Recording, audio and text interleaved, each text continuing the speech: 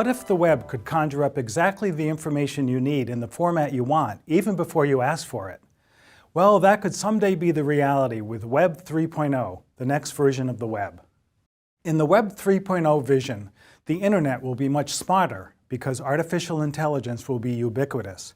All the world's data will be unified in a so-called semantic web. Everyday users will have more control over how their personal information is used. Banks will be irrelevant as people exchange digital currencies and records without intermediaries. As businesses prepare for Web 3.0, interest has never been greater. But there's still the question of whether Web 3.0 will come to pass, especially in the form currently envisioned. Here, we'll explain what Web 3.0 is, what businesses need to know, and what the future holds. To dig deeper, click the link above or in the description below to explore our complete collection on all things Web 3.0. Web 3.0 describes the next evolution of the World Wide Web. Because Web 3.0 is still being developed, there isn't a universally accepted definition. Even the proper spelling isn't nailed down yet. Analyst firms like Forrester, Gartner, and IDC have vacillated between Web 3 and Web 3.0. What's clear, however, is that Web 3.0 will place a strong emphasis on decentralized applications and probably make extensive use of blockchain-based technologies. It will also use machine learning and other types of AI to empower a more intelligent and adaptive web. If it becomes a reality, Web 3.0 will be the successor to two previous generations of the web. The first generation of the World Wide Web, later known as Web 1.0, was invented in 1989 by Tim Berners-Lee, a British computer scientist. He applied the hypertext concept for linking digital text that was proposed way back in 1963 by American IT pioneer Ted Nelson. Berners-Lee wrote the hypertext markup language, better known as HTML, which tells browsers how to display content. He also wrote the Hypertext Transfer Protocol, HTTP, which specifies how web servers transfer files to browsers. Berners-Lee started designing software for a semantic web that would link data across web pages, but hardware constraints prevented its implementation.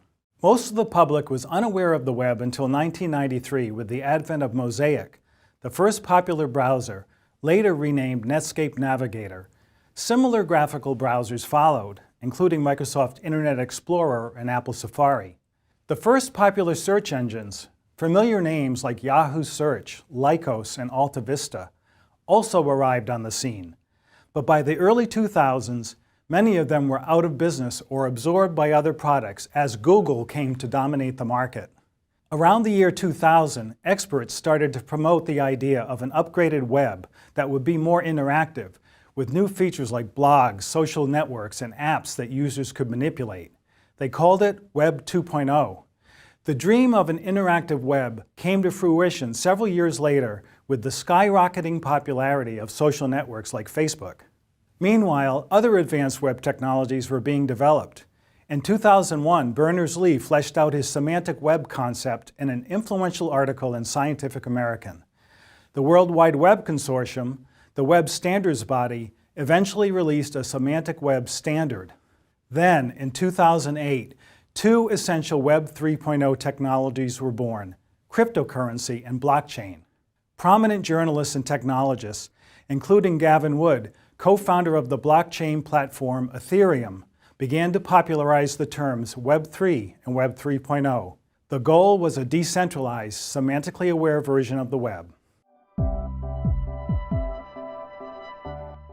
If decentralizing the web's architecture provides even a fraction of the benefits promised by Web 3.0 proponents, it could fundamentally change how people interact on the web and make money from goods and services. Under Web 2.0, tech giants like Amazon, Google, and Facebook grew quickly by collecting petabytes of customer data and monetizing it in myriad ways. But Web 3.0's global peer-to-peer network could be the great equalizer that makes it hard for companies to hoard data. Individuals will have more control over web content and who can access and profit from their personal data.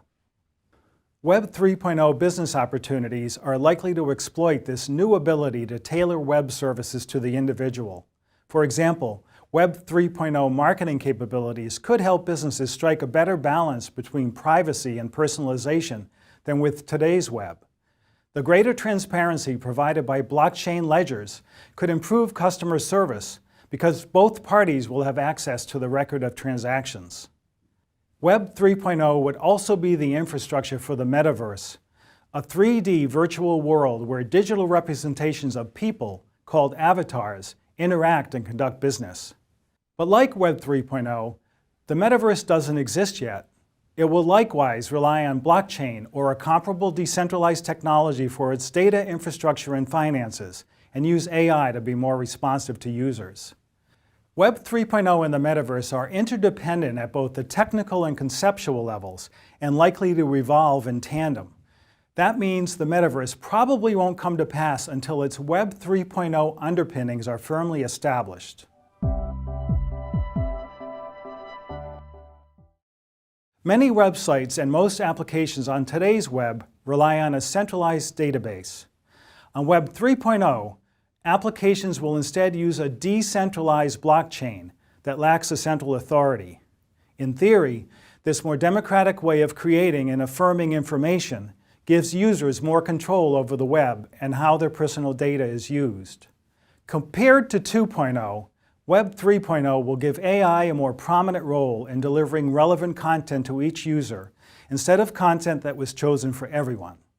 Web 3.0 will thus be more intelligent and responsive because data will be more logically organized in the semantic web structure that Berners-Lee envisioned for the first version of the web.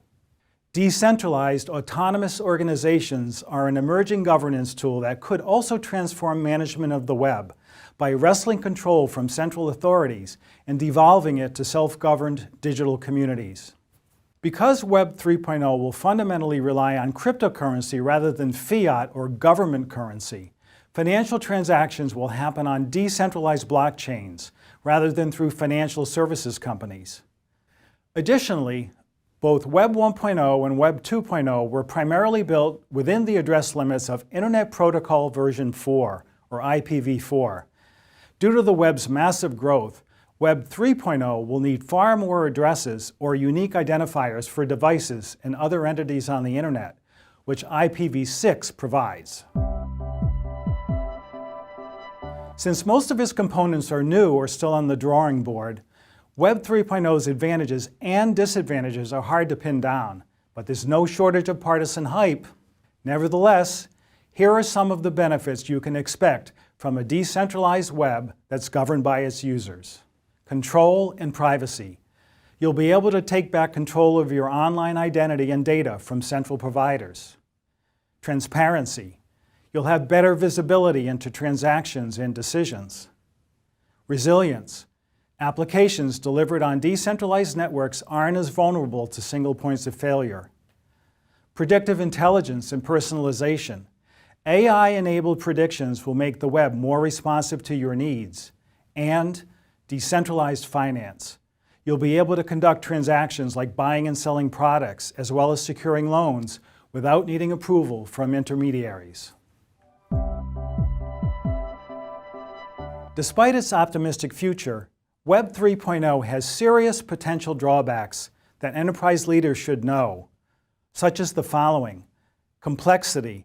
Decentralized networks and smart contracts pose significant learning curves and management challenges for IT departments, not to mention everyday web users. Security. Smart contracts have been hacked, and security incidents on blockchains and cryptocurrency exchanges made national news. Regulatory concerns. The lack of a central authority means the compliance procedures that help keep online activity safe for users could be ineffective or even non-existent. And technical requirements. Blockchains and decentralized applications are resource-intensive and require expensive hardware upgrades, plus the environmental and monetary costs of their energy use. There's one other challenge that goes to the heart of blockchain itself. Berners-Lee, who after all invented the web, says blockchains are too slow, expensive, and public to be data stores for personal information. A nasty fight is brewing over the best technology for the very foundation of Web 3.0. Predictions about Web 3.0's arrival are notoriously unreliable. Actually, much of Web 3.0 is already here, since blockchain applications are increasingly becoming a reality. Future Web 3.0 applications will probably be based on blockchain technologies in active use today, such as non-fungible tokens or NFTs, decentralized finance or DeFi, cryptocurrency, decentralized applications or DApps, smart contracts, and decentralized autonomous organizations.